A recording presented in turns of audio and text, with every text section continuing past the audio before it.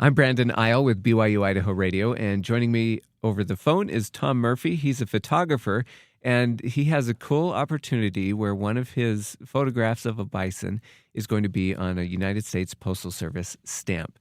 Comes out this month. Tom, thanks for joining me. Thank you, Brandon. Tom, this is such a cool thing that's happening. One of your pictures was chosen to be on a stamp, and from what I understand, it's not just your picture. It's going to be featured with a picture of a bison, a wood carving of a bison from 1923. Is that right? Mm-hmm. Yes, it's a pretty cool combination. It's kind of a modern and historic overlay. The stamp, it's overlaying my bison photograph. My bison was photographed in Hayden Valley about 12 years ago. And then the stamp was produced in 1923. And it has an engraving on that of a bison that was a stuffed animal in the Smithsonian. It was killed north of Miles City, Montana in 1886, stuffed and put in the Smithsonian in 1888, and stood there for about 75 years in this diorama. And so it was used, this graphic on the original stamp was also used in a 1901, the back of a $10 bill. So it's kind of a popular image for a while, and it's kind of cool that 100 years later they're bringing it back. Yeah, so I'm guessing that was how people saw bison for a long time. Like, they didn't interact with them at all. A lot of people can't make it to Yellowstone, so that's what. Observation, yeah. Yeah.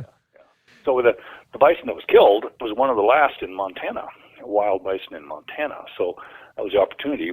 People couldn't go see a live bison, so they tell me that display at Smithsonian was really popular because bison are really beautiful animals. And of course, the good news is now they, big part because of Yellowstone Park, wild bison are coming back. I think a lot of people who live locally who've been to Yellowstone have probably been stuck on the road when the bison are migrating from one valley to another, right? Just being there, seeing them, and seeing them very close. Yeah, they're amazing animals. I mean, opportunity to drive into Yellowstone. The Park Service has done surveys on visitors' experiences, whatever.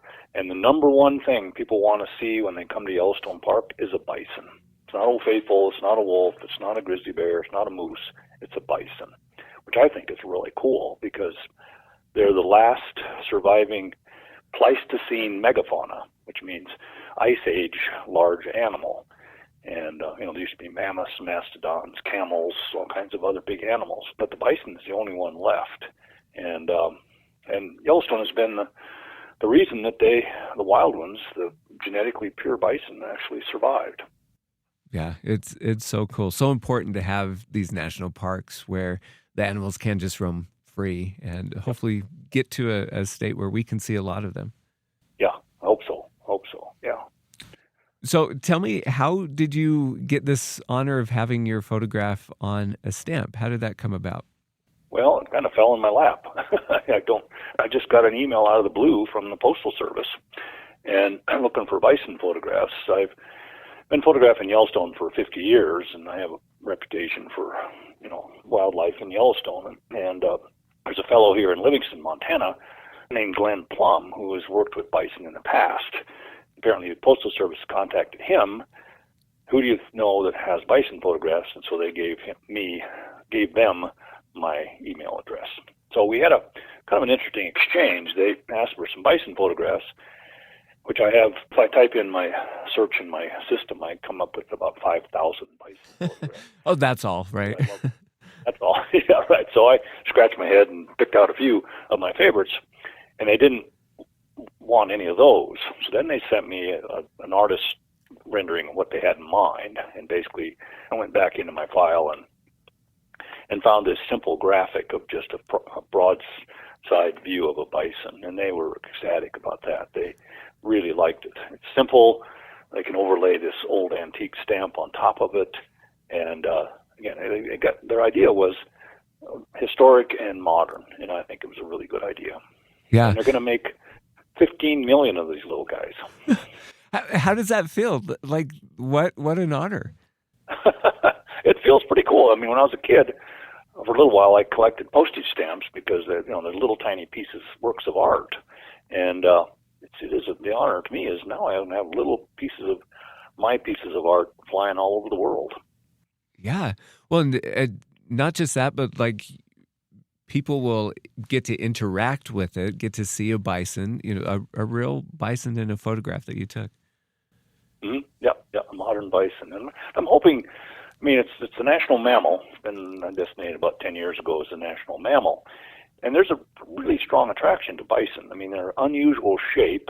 There's a connection to history. I mean, we have Buffalo Bill. I mean, it should be Bison Bill should be his name, but and that's people are aware of bison, and so I'm hoping that people seeing that on envelopes and wherever say I'd like to go see a real one, and in Yellowstone, and there's other places. Fortunately, Theodore Roosevelt National Park, Wind Cave National Park. There's other places in the West where you can actually go and see a real breathing animal, and I think that's cool. Yeah. Well, and it's so neat to just be there and see them, hopefully from a distance, right? Yellowstone does have some accidents now and then, but they are just majestic creatures.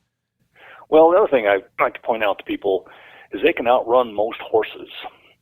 And a friend of mine saw two bison bulls fighting, and the loser took off running, and there was a car in his way, and he jumped over the car. So they're very agile, very powerful, very quick. And so that's where people get in trouble. Most of the time, bison just want to go about their lives and just graze and chew their cud. But if they have to, they're really fast. Yeah. Now, you mentioned that you've been photographing animals in Yellowstone for over 50 years. Can we dig into kind of your wildlife photography a little bit? Mm-hmm, absolutely. Yeah. How did you get started in wildlife photography? Well, it was kind of an accident. I grew up on this cattle ranch in South Dakota, and chasing cows, riding horses, and all of that stuff. And I really don't like cows or horses because they always meant work, but I love being outside. So I started out of high school, went to college to be a chemist. And I realized I didn't want to live in a chemistry lab. I wanted to be outside. So I started backpacking in the Black Hills in South Dakota. And I've always liked animals.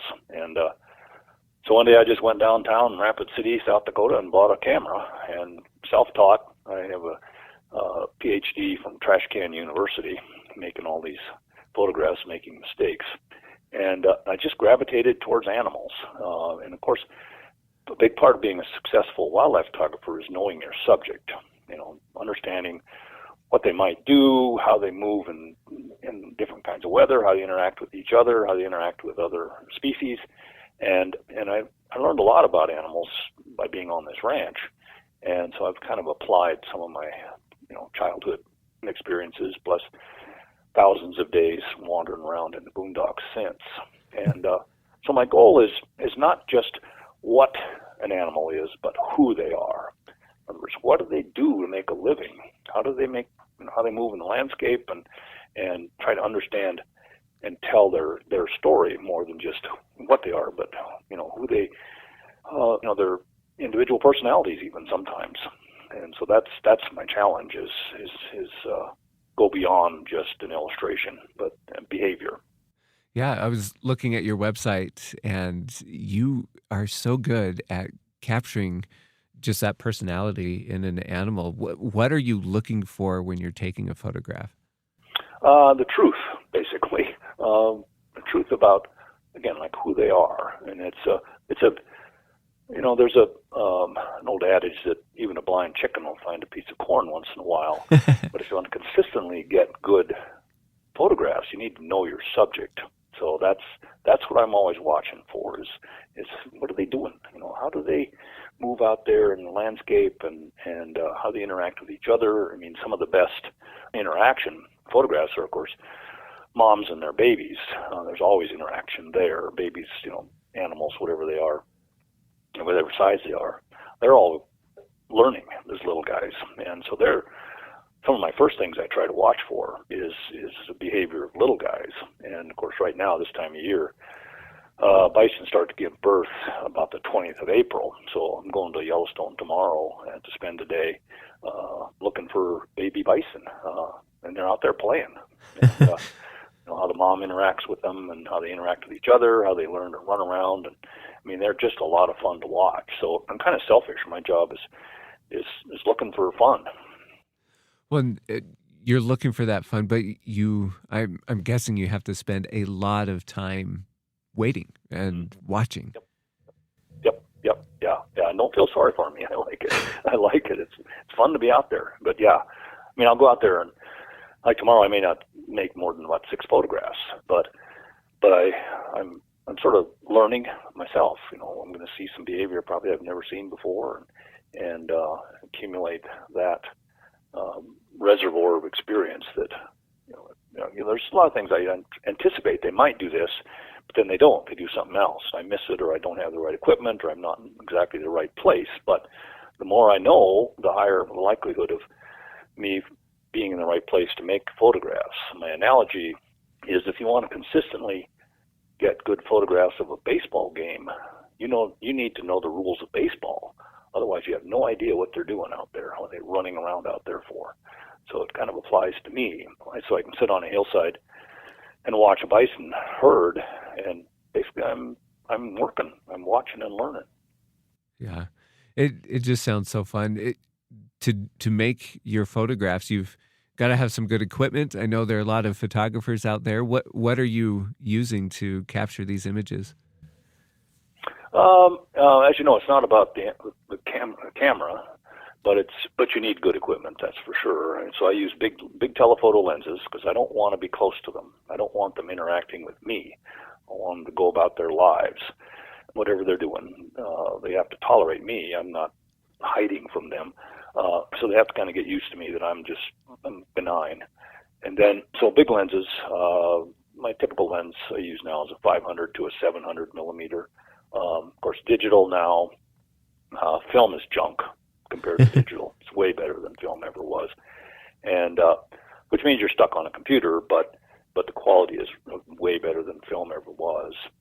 So it's digital cameras, 35 millimeter, and, just as an aside, I'm a Nikon shooter, but so am I.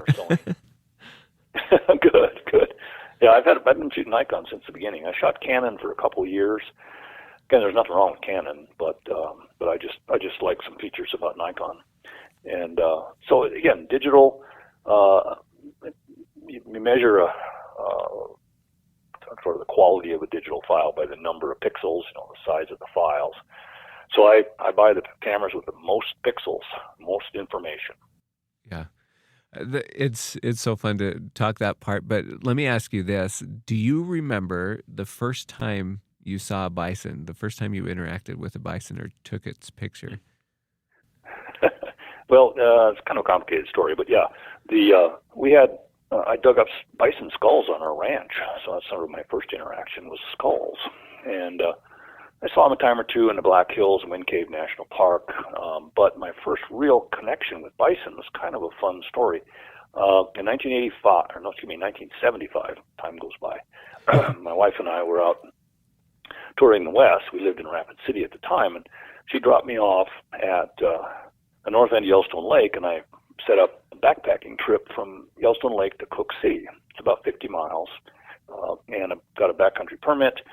The ranger at the time, you need a permit to camp in these backcountry campsites, and they said, you have the last backcountry campsite in Yellowstone Park. It's full. This was August.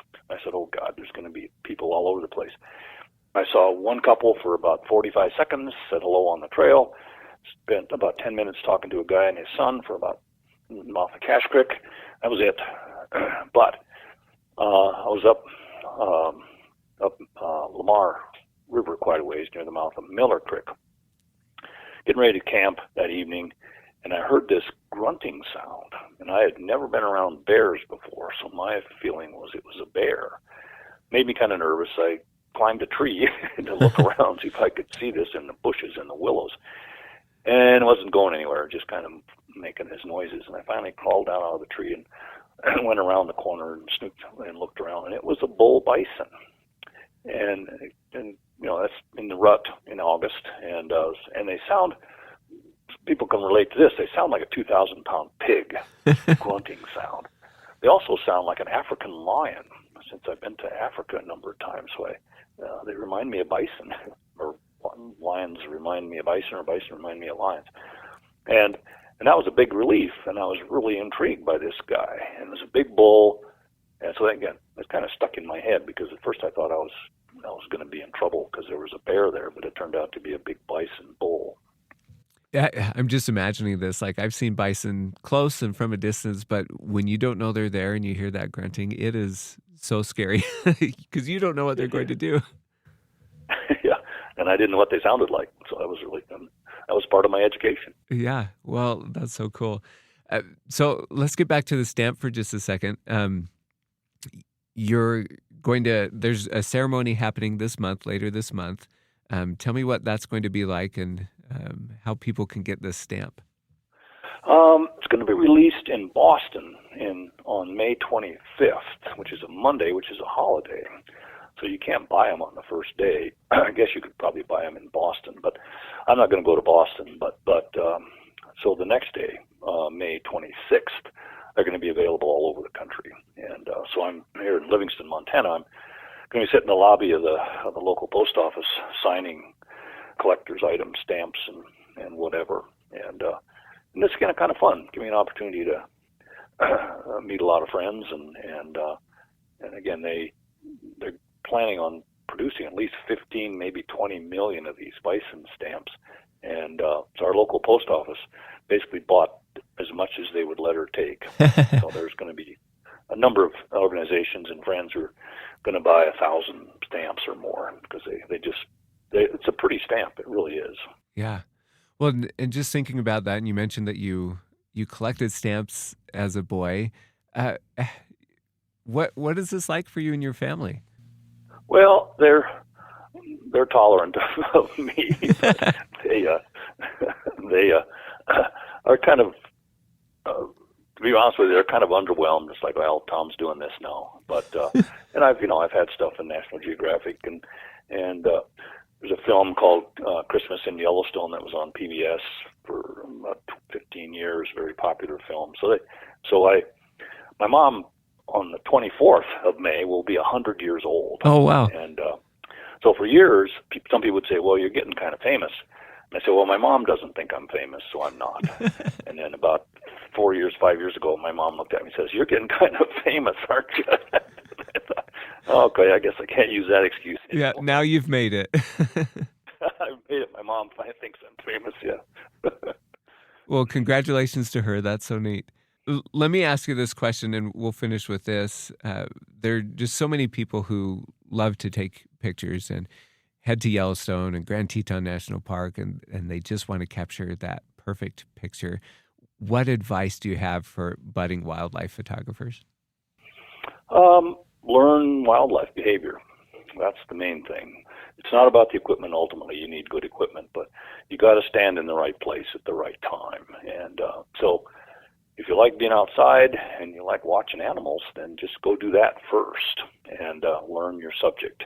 And the easy part is getting the equipment and learning how to run that tool. But the best part and the most fun part is sitting out on a hillside, just watching them and saying, wow, that's really cool. And then try to be in the right place at the right time. And the photographs that you like yourself, you want to show to other people. And that's really satisfying when you show some of your favorite stuff and there are people's eyes light up and they learn something from your photographs. So, it's just do it for fun. That's what it's about still for me. I like to eat, of course, but a big satisfaction I have is people connecting with these animals. And if you can connect with them as a photographer, that's going to come through in your photographs. Yeah, thank you. Your website is tmurphywild.com, and people can see your photography there. The stamp will be available later this month, hopefully locally and everywhere, but especially in Livingston or at usps.gov. Tom, thank you so much. Thank you, Brandon.